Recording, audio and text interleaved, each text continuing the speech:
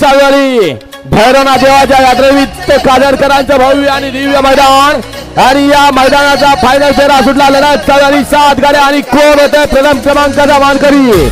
लढत चालू बैला बरोबर ड्रायव्हर आणि ड्रायव्हर बरोबर बैलांचा कळस पणाला पलीला हारणे आली भोला आणि इकडे कबाली. लढत झाली.